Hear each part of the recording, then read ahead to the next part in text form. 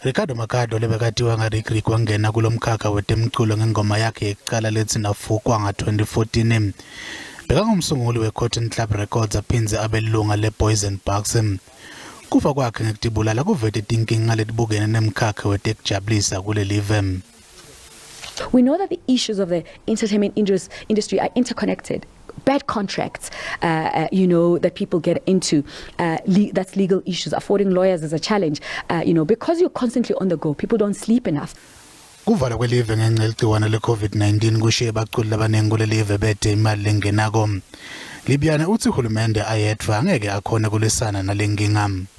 I think it's about time we hold brands and corporate South Africa accountable, for the role that they have to play. I don't understand why, they haven't put up a fund.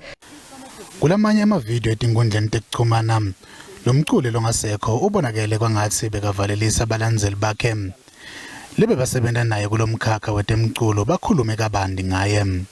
His contribution and motivation to the upcoming artists was outstanding. This really came as a shock, and we are puzzled by his passing. He's the last person who would have expected, to go like this. But, it's just a big message that goes out to the world that mental health is a very serious issue, guys. Let's keep our health in check. Always talk to people, whoever it is, guys. Don't just die on the inside. Umndeni wakaMakhado ucela kuniketa isikhathi uwodwa njengoba kusendiwa amalungiselelo emngcwabo.